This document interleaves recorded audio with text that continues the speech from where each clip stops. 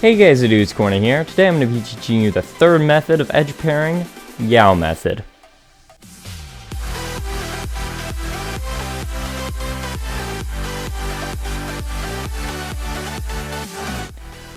First off, this next portion of the video is going to be in all three of these parts, so if you've already seen this, feel free to skip to that point of the video, because I'm going to be using this clip to explain all three of the different methods and how they work.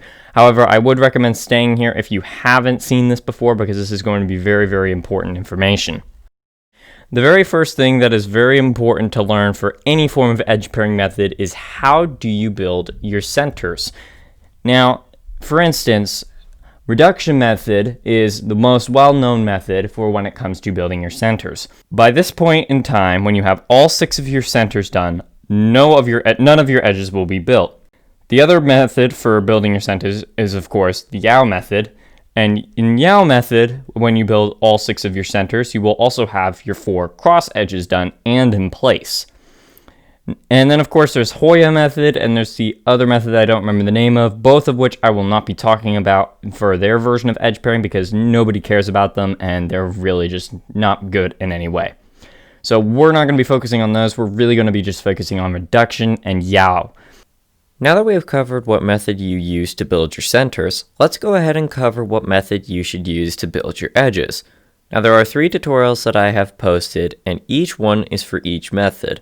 All 3 of these methods can be used to solve any cube from 4x4 to larger. And all 3 of these methods will be ultimately up to you to decide which method you should use for each cube. However, in just a moment I will give some recommendations for which method I think you should use for each cube, because some of these methods it is not smart to solve with on certain cubes. But for now, I can highly recommend that you should learn all 3 of these methods. That way you can determine which method you would like to use for each of your cubes.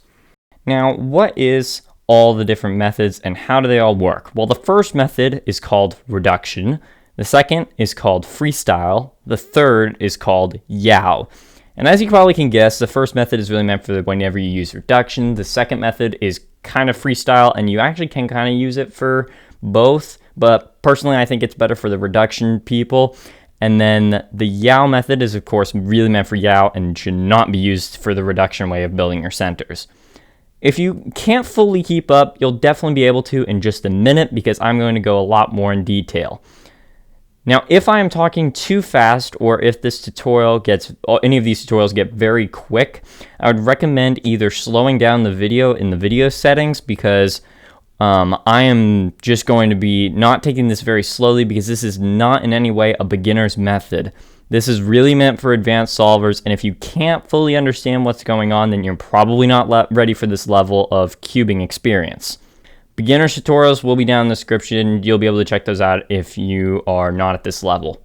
Now, when it comes to the method number 1, I would recommend specifically 5x5, 6x6, and 7x7 for using this method only. For method 2, I would recommend using only 5x5 or 7x7 for this method. And method 3, I would only recommend 4x4 or 5x5. The reason why I recommend these, you'll be able to understand when I go later on into these tutorials, all 3 of them, and you'll clearly be able to tell why I recommend them. Now, the other stuff that I want to real quick talk about is the fact that all 3 of these methods use 5x5. So 5x5 is going to be the main cube that I will be talking about the most in all 3 of these tutorials because it's the one that works for all 3 of these methods. The other thing that I want to real quick mention is the fact that when it comes to your last 4 edges, now this comes up for all 3 of these methods, I will not be talking about it, nor will I be talking about 3-cycle, last 2 edges, or parity. All of those need to have their own tutorials that I will post eventually, but probably not anytime soon. I already have posted last 2 edges, and it is kind of a beginner's method, but the tutorial will be down in the description if you need it. Also, for parity cases, the best way to solve parity, I will be posting a tutorial eventually on that relatively soon, so that'll be down in the description when that comes out. Okay, so we have covered so far a lot that is important, but what else is there that we should know before we just move on? Well, one of the main important things that we need to learn for all 3 of these methods is how do we flip an edge? Now, there are many ways that you could flip an edge, and I'm sure you all have your own way of flipping an edge, and that is perfectly okay. I'm just going to be demonstrating with one simple way of flipping an edge that will not cause any problems anywhere else on the cube. So if you have your own way, that's perfectly okay. You can use it, just be careful when you use it. However, throughout all three of these tutorials, I will just be using this way for just demonstrations, but for showing you this algorithm, I'm just going to be demonstrating on this edge right here, and the algorithm is R, U, R prime, U prime, Y rotation, L prime, U prime, L. And then, as we can see, this is flipped. This is a beginner's way of flipping an edge, but it does work, and it's very good, and it does not affect anything on the bottom layer, and that's specifically good for Yao. So I recommend using this across all three of these methods when you need them, when you need to flip an edge.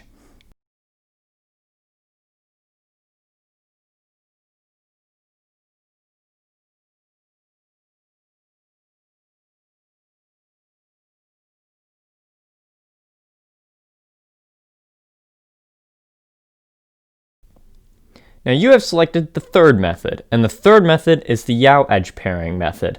Now I will say that method 1 and 2 have already been released, and they will be down in the description for you to check those out. And I would highly recommend that you would see those, because all three of these methods work for edge pairing, and they're all kind of self-explanatory in some senses, and you can actually you can choose which methods you personally think you should use, which I've already mentioned previously in this video. So that's one of the things that I think you should definitely consider, is seeing all three of the methods. That way you can kind of determine which one works best for you, because all of this is really just whatever works best for you. Now, I am going to be touching on 5x5 in this tutorial, but I'm not going to be focusing on that for now. You see, I'm actually going to be starting off by focusing on mainly 4x4. And the reason why I want to mainly be focusing on 4x4 is because this is the only method that actually uses 4x4, that at least I recommend. Yao method, since we already have our cross done, this is how Yao at center building works. In Yao method, you already have your cross, and I'm going to hold it on the bottom the entire time. This really does help. I would recommend you do the same. Now, I already noticed that we have this pair already done, so we're going to go ahead and rotate that into the top and bring a different pair down. Now, if you've already seen method 1 and 2, I'm going to be putting references from those methods into this tutorial to kind of give you an idea. Mainly method 1 over method 2, which that one's reduction. And let's go ahead and start. So first off, I notice I have this edge and this edge here. When I slice, I can pair them. And we can go ahead and bring a broken pair down, and we would slice back. This is actually how Yao's method, edge pairing, is going to work. We will be slicing back. Unlike methods 1 and 2, where we don't, method 3 we will, but there's a reason why we do. So when we bring a broken pair down, I mentioned this kind of in method 1, is we're going to be, when we slice back, this edge is going to go into here. This means we can pair this edge up while slicing back, which also means that when we pair one edge, we're at the same time pairing two. So I'm going to go ahead and undo everything that I've already done, so we have it back to our original state. So this edge needs to pair. And we notice that this edge is orange and green. The other orange and green is up here. Now we got to make sure we're inserting it in the correct way, which is going to be this way. And then when we slice back, it pairs this together. So while pairing one edge, we paired two. Now you've probably already seen how this method is so good on 4x4, and why I highly recommend it is because there are less edge pieces that you have to deal with, and slicing back becomes very easy for edge pairing, and the amount of time to do this is very, very small. But we can take this one step further.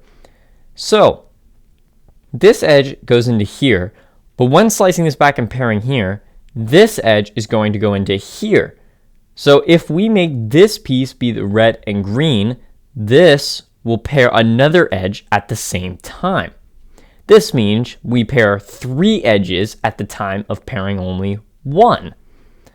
The edge for this one is actually right here, and we need to flip this. And to do the flipping algorithm, I'm going to do the one that I showed earlier, the first one, which is R, U, R prime, U prime, Y rotation, L prime, U, L.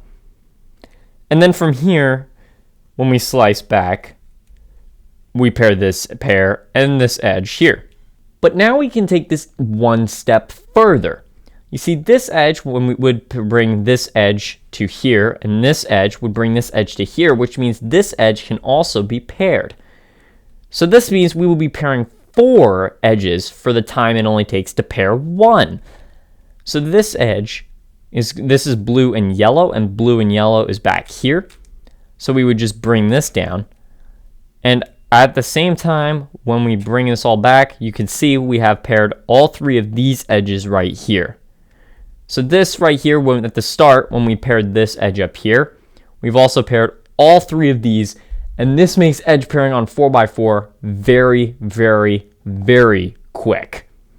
So the first thing that I've noticed is that we have these ones right here that are ready to pair. So we can go ahead and slice to pair them.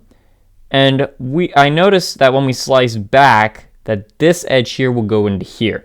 So we're going to look for this blue and yellow edge. Now this one is back here, and we need it to be here. And the easiest way to do that is by taking it out and then bringing it over into here. So just like that. So this edge will go into here, and then this edge is going to go into here. And this is something you also got to look out for, is that it does happen pretty often, is that this edge will actually already be where it needs to be, like where it needs to go. And as you can see, it actually is lined up. So sometimes you actually will get to skip the step of having to insert this edge pair down into here so that when you slice back, it'll pair. So this edge goes to here, this edge will go to here, this edge is going to here, and this one's also ready. So then when we pair, all of them are done. Now this was more of a quick, easy example, so I'll show you another case that you can of course have, but this step in particular, I was showing you that it will happen that you will already get to skip steps. So let's go ahead and start with this one, for example. We have this red and yellow one here, and this red and yellow one here. Let's go ahead and pair them by slicing. And when we slice back, this edge here is going to be the one that will be paired. So we're going to want to bring this one down into here. And this edge is going to go back into here. So we want the orange and yellow one here. And the orange and yellow one's here. So we're going to have to take it out and then reinsert it into here. And then this one's ready. And then this orange and blue one is going to go into here. And we need to insert it in, that means this edge needs to go into here. And then now we have done it. Make sure you only do that up to 3 times, because then otherwise you're going to start messing up other edges. And then when we slice back, our 3 edges here are done. And of course, we're going to have one extra one that is still broken. Now, something else I just want to real quick touch on is the fact that sometimes when you pair your edges, this one will be paired, and also another one can sometimes end up being paired. So if this happens, try to preserve this one as well whenever you're doing your multiple edge pairing cases. So then you would just continue from there, but so that this edge would go into here, and then this one would go into here. But just try to preserve this edge pair if you ever get to skip an edge. Now that's everything for 4x4. Let's go ahead and go on to 5x5. Now 5x5, it is going to work pretty much the same way, except the one thing is you'll probably notice during this solve why I recommend using 4x4 over 5x5 on this method, and why this is not a good idea for using this edge pairing method on larger cubes. For instance, we have these 2 edges here, and both of them can pair just like this. The difficulty about this next step is we only get to choose one of these bars that ends up getting to pair all the other edges. So for instance, we have this one here, and then we have this one here. We can easily bring this one back over to here, because this is going to go twice, and this edge is going to go back over to here. And so we can bring the orange and blue one in, but the difficulty is trying to find it, and it's back here. You see, when we were trying to bring this edge into here, this edge gets trouble getting back into here because they're paired. So you sometimes won't be able to get all of the edges you want, and you have to just kind of find like best solutions, and it really just doesn't work out that well. So in this case, the best option would be to finish this edge here, and by slicing back, it solves only one instead of multiple. So as you can see, you can kind of tell why it's smarter using this method on really 4x4, and it can be good on 5x5, but anything like 6x6 and 7x7, it's really not smart because there's just multiple pieces per edge, and that really can mess up lots of things. So I personally really wouldn't even recommend using this that much on 5x5. Like if you want to, that's fine, but I personally am just not a big fan of it. Here's another example. We have these two here and then this one here. Now we want to preserve this edge. So when we go to pair them, we also happen to get this. This was pretty nice to get. But this edge is going to go back into this line here is going to go back here. So we can go ahead and bring this edge down so that this can be paired. But then we also need the edge to go into here, and that edge is here. You see, this really just, there's no easy way of preserving your centers, and you might think, okay, just switch to using reduction method. But if you start switching to using reduction method, that means your centers are going to go different places, and you're then going to mess up your cross. Now you probably can clearly now see why I don't like Yao method on 5x5 that much. However, I do know that lots of people do like using Yao on 5x5. So that's kind of why I'm still kind of including a portion of this, and I have to recommend that it is possible for using this edge pairing method on 5x5, but I personally just don't like it, to be honest. But anyway, that's really everything. You definitely can probably see the benefiting sides on 4x4 of how this method is very, very good, but any other puzzle, especially bigger than 5x5, it is really not smart to use. But anyway, yeah, that's pretty much everything for this video. If you have questions, please feel free to ask them down in the comment section. I'm sure most of you are just going to ask, why would someone even use this edge pairing method on larger cubes in 4x4? I really don't know, but this method is really important to learn, especially for 4x4 in the first place. But yeah, like I also said, reduction and freestyle method will be down in the description. But yeah, if you found this video helpful, please remember to hit that like button down below and hit the subscribe button as well as the bell notifications to be notified when upcoming videos are released. So thank you all so much for watching, and I'll see you all in my next video.